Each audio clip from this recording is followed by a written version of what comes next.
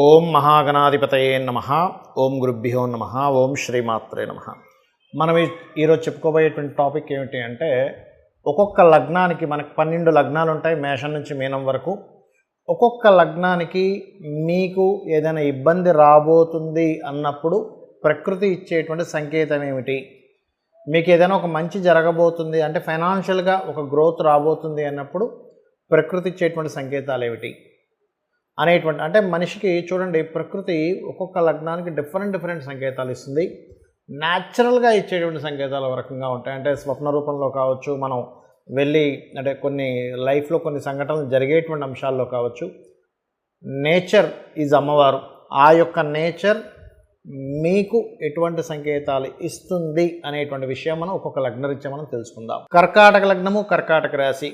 మీ యొక్క లగ్నానికి కానీ మీ రాశికి కానీ మీరు ఏదైనా ఒక నిర్ణయం తీసుకునేటప్పుడు ప్రకృతి అది గనక కరెక్ట్ కాదు అనుకున్నప్పుడు ఇచ్చేటువంటి ఇండికేషన్స్ ఏమిటి అనేటువంటి విషయాలు ముందు చెప్పుకొని, మంచి ఇండికేషన్స్ ఏంటి అనేటువంటిది కూడా తర్వాత చెప్పుకుందాం. ముందుగా మీకు ఇది సరైనటువంటిది కాదు అనేటువంటి అమ్మవారు ప్రకృతి రూపంలో ఎలా చెప్తుంది మీకు అనేటువంటిది చూసుకున్నట్లయితే, కర్కాటకం వారికి ఒకటే గుర్తుపెట్టుకోండి, మీరు బాగా ఏజ్డ్, అంటే ఇంక బాగా ఏజ్డ్ కదలలేనటువంటి స్థితిలో ఉండేటువంటి సిచ్యువేషన్స్ మీరు టీవీలో కావచ్చు, పేపర్లో కావచ్చు, బాగా ఓల్డ్ అయిపోయినటువంటి గృహాలు కావచ్చు, వాహనాలు కావచ్చు, పళ్ళు ఊడిపోయినటువంటి బాగా ముసలి వాళ్ళు, అంటే ఇంకా బాగా ముసలి వాళ్ళు కావచ్చు, లేకపోతే ఒక దీనమైనటువంటి స్థితిలో ఉండేటువంటి ఒక దేశాన్ని గురించి టీవీలోనో పేపర్లోనో చదవడం కావచ్చు. ఇటువంటివన్నీ కూడా మీరు చూస్తున్నారు ఆ క్షణంలో. అంటే మీకు ఏదైతే ఆఫర్ వచ్చిందో, మీరు ఏదైతే ఆలోచిస్తున్నారో ఆ క్షణంలో మీరు అవి చూస్తున్నారంటే it's going to wrong. Something ఎక్కడో మీకు దాని యొక్క ప్రభావం నెగటివ్గా చూపించబోతుంది మీ యొక్క జీవితంలో మీరు అర్థం చేసుకోవాలి. అంటే ఏదైనా ఒక ఆఫర్ వచ్చింది, ఒక ఆఫర్ కాల్ వచ్చింది, మీరు ఆలోచించుకొని చెప్పండి అన్నారు, వెంటనే మీకు ఇట్లాంటి సిచ్యువేషన్స్ కనబడ్డాయి, వెంటనే మీరు దాన్ని రిజెక్ట్ చేయొచ్చు, ఖచ్చితంగా ఎటువంటి డౌట్ లేదు.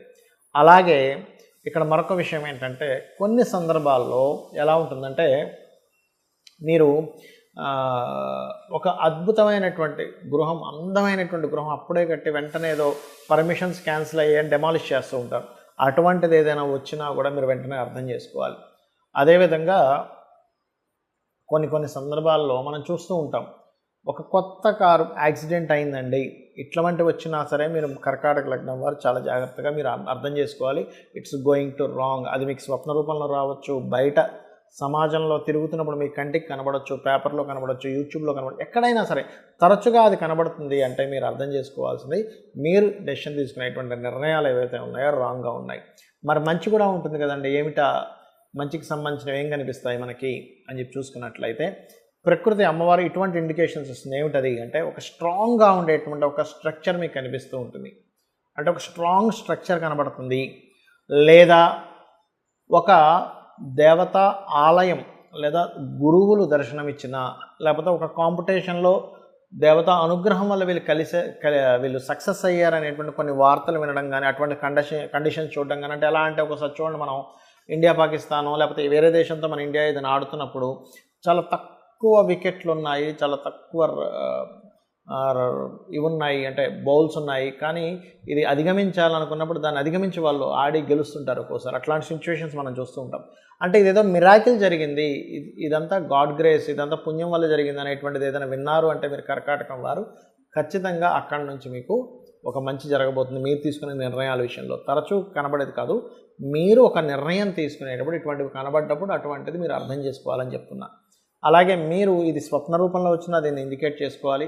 అయితే మీరు నిత్యము చేయవలసిన నామం, ఎందుకు అంటే ఒక్కొక్కసారి మనం కొన్ని సందర్భాల్లో అందులోకి ఎంటర్ అయిపోతాం, అటువంటి నిర్ణయాలు తీసేసుకుంటాం, మనకి ఇండికేషన్స్ కనిపిస్తున్నారు, కానీ వెనక్కి రావాలనిపిస్తుంది. అలాంటప్పుడు మీరు చేయవలసినటువంటిది ఓం స్కందాయ నమః అనే నామస్మరణ చేయండి, అన్ని విధాలు బాగుంటుంది.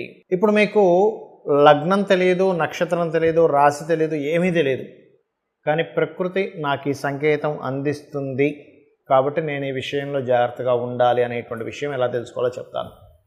చిన్న ఎగ్జాంపుల్స్ చెప్తాను, మీరు దాన్ని బట్టి మీరు చూసుకోండి.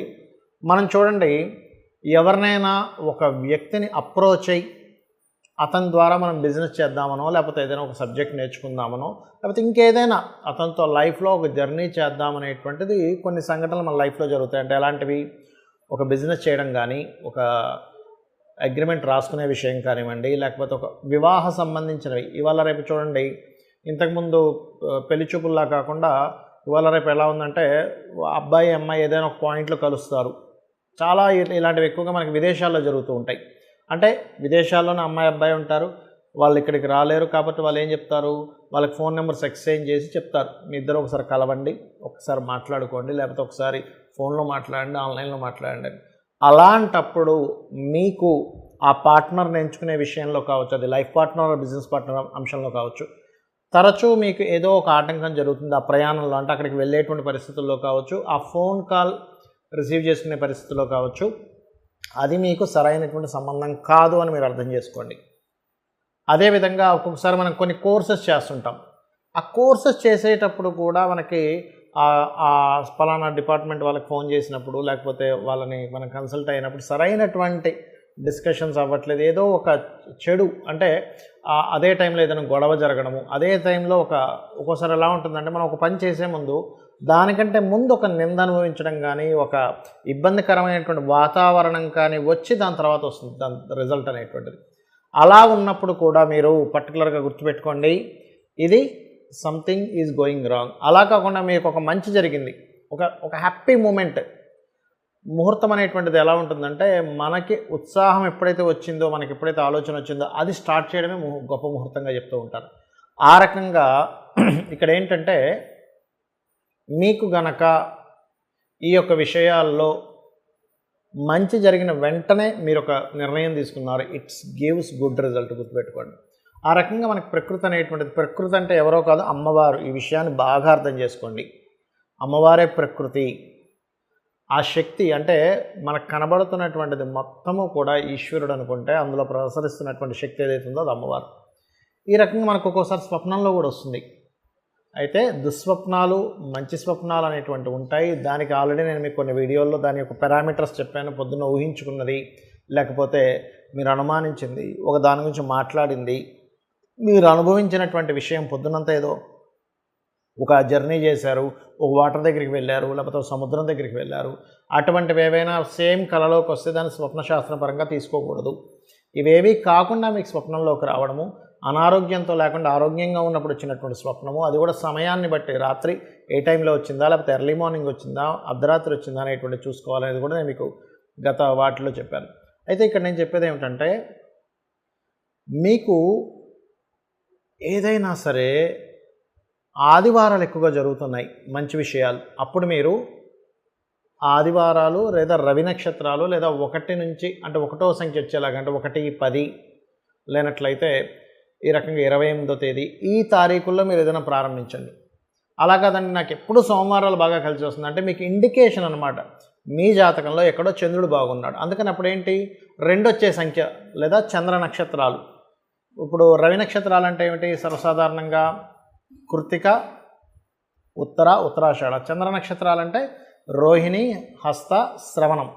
ఈ రకంగా ఈ నక్షత్రాలు లేదా ఈ వారాలు. అయితే ఇక్కడ ఒక చిన్న జాగ్రత్త తీసుకోవాల్సింది ఏమిటంటే, ఆ నక్షత్రాధిపతి చంద్రుడు ఆ రోజు బాగున్నాడో లేడో ఒక్కసారి చెక్ చేసుకోండి.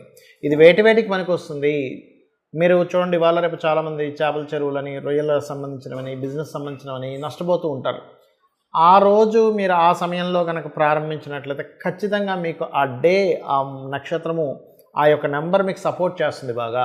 అదేవిధంగా మంగళవారాలు మీకు బాగా కలిసి వస్తున్నాయి అనుకోండి, మంగళవారాలే ప్రారంభించండి. అదేవిధంగా 9 నెంబర్ వచ్చేలాగా, మరియు మృగశిర, చిత్త, ధనిష్ట, ఇలాగా కుజ నక్షత్రాలు అయితే కుజ సంబంధించినటువంటివి.